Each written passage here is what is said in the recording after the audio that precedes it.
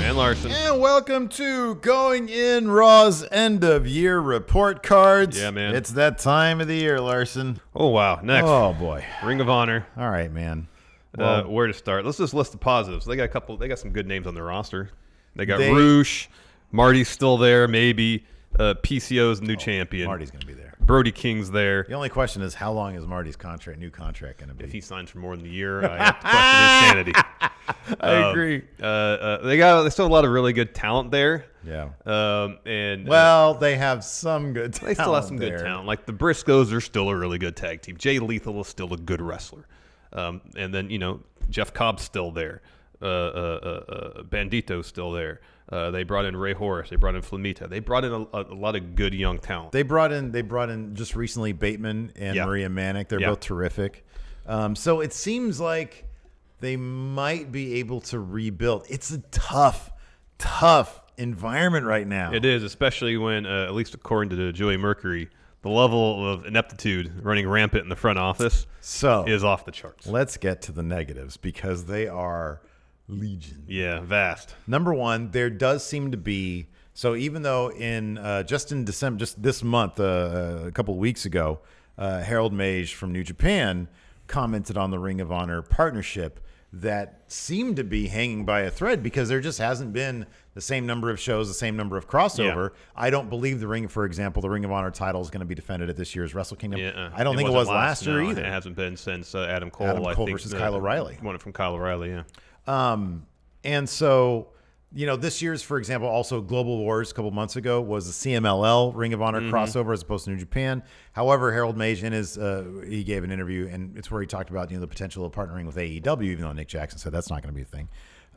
Said that they do view what they have with Ring of Honor as a relationship still. Yeah. That's always benefited New Japan more than Ring of Honor, but that seems even to have been less of a thing recently.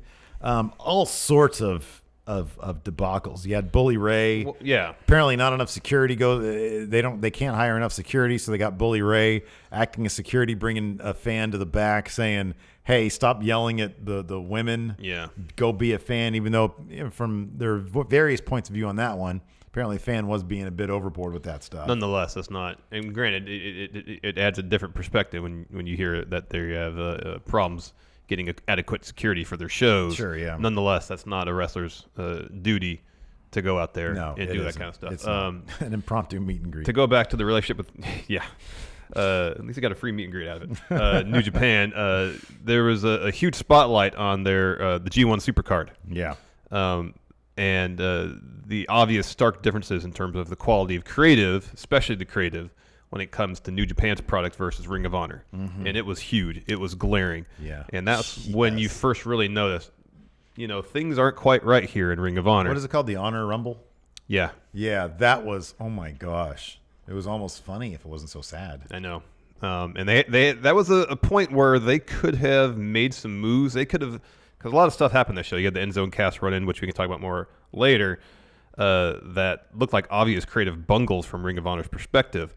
And during the world title match, if they had put that belt on Marty Scurll then rather than Matt Taven, I think a lot of that might have been extinguished. Maybe. Because you could say, well, they did a lot wrong on the show.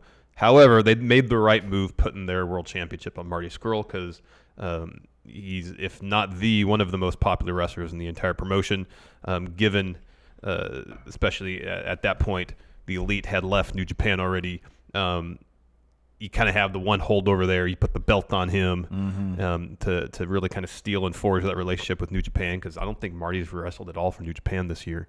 And it just seemed like from a business standpoint and a creative standpoint, the way to go. Yeah, sure. But then they put the belt on the guy who's been there forever. Yeah. And then we can talk about, because of that, seemingly, that's when you really started to notice, or at least here, the attendance issues. Yeah. The attendance is really bad with Ring of Honor. Apparently it wasn't good at Final Battle. Yeah.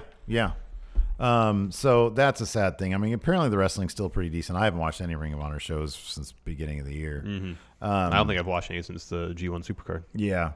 And then the whole Kelly Klein situation related to her concussion and how they didn't really do anything about it. They didn't do anything about it. Then you find out that she was requesting a raise from $20,000 a year, $24,000, and they said no, because then we'd have to give everybody in the women's division a raise, which is the freaking stupidest bullshit I've ever heard in my entire. That's terrible. There was the talk about dirty laundry being aired. Joey Mercury putting out all these DMs, texts, emails from Greg. Yeah, Greg and Joe. And they're sitting there saying things like, none of our talent is going to draw money. We have to look at the larger picture. Just horrible, horrible things. Yeah. And there were some people coming to the defense of Ring of Honor within the company, but a lot of it is just stuff that's not, it's indefensible. Yeah. So you got that. And then honestly, the biggest thing is AEW happening on their watch. They, co-partnered, or they partnered up with Cody and the Elite to put on All In, and they created their own competition. Granted, that was last year, but then we saw it come to fruition this year. Yeah. Boy, That's a blunder. That's a huge blunder. Huge blunder there. Massive blunder. Enormous blunder. Probably shouldn't have done that from a business perspective. It seems No, it probably seemed cool. Like, hey, we'll do you a good solid here and help you out here. But in hindsight, you create your competition. They lap you several times over by the time they have their first show. Whenever you make, when people give Vince McMahon crap about not wanting to mention the competition, that's why. Because this is the shit that happens. Look at 1990 WCW. Almost, if it wasn't for just colossal missteps on their part, they had the infrastructure, they had the money, the ability to take down WWE. Just couldn't get out of their own way. This is why Vince does what he does. At this point, though, WWE doesn't really have any real competition. You can mention any promotions you want to. It wouldn't matter. It wouldn't. It wouldn't. But I understand. Even with Vince, he's probably thinking to himself, I got $2 billion deals. Why change? Why, because of those practices. He probably thinks if it ain't broke. Best practices. Now, there's a lot of broke with WWE. We'll get to that later. But first, let's talk about New Japan Pro Wrestling. Oh, wait. No, we got to give our grades, dude. Oh, sorry. D minus.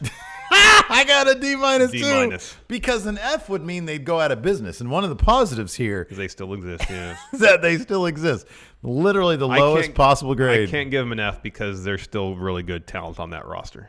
Well, and they also they exist. But come on, like this deserves the lowest possible grade. Oh, it is the lowest grade of any of the Yeah. They have signed people and they do have some terrific young talent. And look, man, you hit bottom, you can only go up. Yep. Or out of business. Yeah, pretty much. All right, now next, New Japan Pro Wrestling. All right, yep. Solid, steady. Always count on them. You can count on New Japan to deliver great matches. Probably the best wrestling on the planet. Yeah, interesting, creative. You got a series of tournaments. As you said, some of the best wrestling, like the best of Super Juniors this year was awesome. G1 was awesome. Wrestle Kingdom's coming up. I'm sure that's going to be awesome. They lost the Elite, so that was a huge, massive loss for them.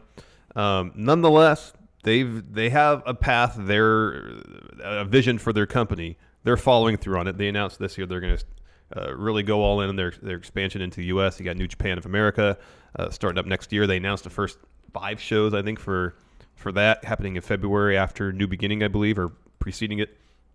They lost the Elite. They brought in Kenta. And Kenta's been killing it over there. New Japan, time and time and time again. You can go back to when AJ Shinsuke and the club left. You can and how they weathered that. They put New Japan professional wrestling first, and they will get the absolute most out of everybody they have. They can create a star out of Juice Robinson. They brought Kenta over, who had a star in him, and then they bring him to New Japan, and that dude, you see what he should be, his perfect form. And they do that with everybody. Yep. They show everybody what their perfect form is, and they keep it to the wrestling, and they let the performers do in terms of character, what they do best. Yep. They trust their wrestlers. They don't make it overly complicated. I'm not They talking about don't. from a creative standpoint because there's some intricate storylines going. I'm talking about the formula by which they book their stuff. Yeah. You trust the wrestlers to do their jobs. Yeah, exactly. First and foremost, it Yeah. seems like. Yeah. You put them in positions where you can highlight their strengths and showcase what they can do. And they continually impress. Mm-hmm. Will Ospreay had one of the best years of any wrestler in the entire world. And he could have gone anywhere, but he signed a new 5-year deal. Moved to Japan. Moved to Japan, signed a Kota 5-year Ibushi deal. could have went anywhere. Yeah. I think he effectively said, I want to spend the rest of my wrestling career here in New Japan. Yeah. And we got some serious intrigue going into Wrestle Kingdom because it's a 2-day affair this year. And night one, of course, headline, Kota Ibushi versus Okada for the IWGP Heavyweight title. Mm-hmm. Day 2, main event's going to be both titles, the heavyweight and the IC title, up for grabs. So it's probably going to be Okada and Naito going head-to-head. But Jay That's White huge. could leave with both titles. Entirely possible. Any of these guys. Kota Okada Ibushi- could leave with And both Kota titles. Ibushi could do it too. Any of these guys could leave with both titles. And the thing is, whoever we think it's going to be, it ain't going to be that person. Probably not. We both think it's Naito. It's probably not going to be him, and it's Probably going to be Jay White. and it's just going to be just as compelling. Yeah. And that, I mean, honestly, Jay White is the one person who, like, I kind of feel like they I don't know about stumbled. I think they had to do a very quick sort of reimagining of their storylines Once the elite guys left. once the elite Yeah. guys left. Yeah. Because his title reign was kind of Well, I mean, not- it was kind of, but also it was following the career arc of Okada once he returned from TNA. On his excursion, because a similar thing happened where Okada confronted Tanahashi at New Year's Dash. Yeah, sure. Had a title match against him at the following New Beginning. No one gave him a shot to win. What does he do? He wins. Yep. Same thing happened with Jay White, and they've been Yeah. paralleling Okada's career post excursion with Jay White pretty closely. Yeah. So it depends. It remains to be seen. How what they do with it next. But he's had a hell of a year. He's had a hell of a year. Yep. Naito's had a hell of a year. Ibushi's had a hell of a year. Okada's had a hell of a year. And Bullet Club's not what it was, but they bring in Kenta. Man, he gave Bullet Club a serious boost Absolutely. because he's doing great work over there. I gave New Japan a solid B. I'm going to give him a B+. I had originally given him B- because one of the things that, I mean, if you can look at any of the negatives, there really aren't a lot of them. However, they should have an A. I do feel like their Western expansion was stunted a bit because of AEW. They haven't really been able to sort of answer that necessarily.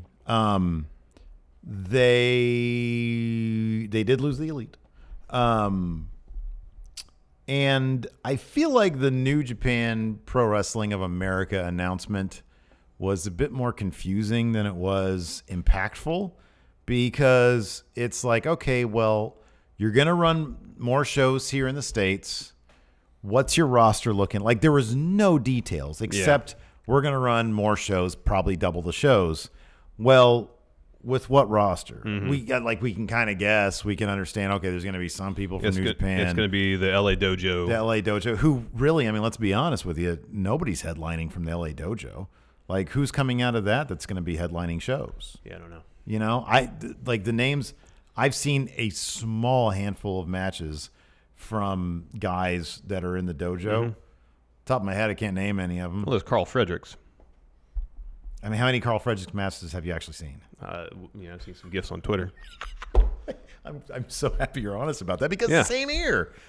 So I don't know what what the deal with that is. It was supposed to be a big announcement, I think. Yeah. But again, New Japan just does New Japan. So I'm gonna give him a B+. All right. I mean, that's a really good grade. They're a freaking amazing promotion. Yeah. They do fantastic stuff. They do fantastic stuff.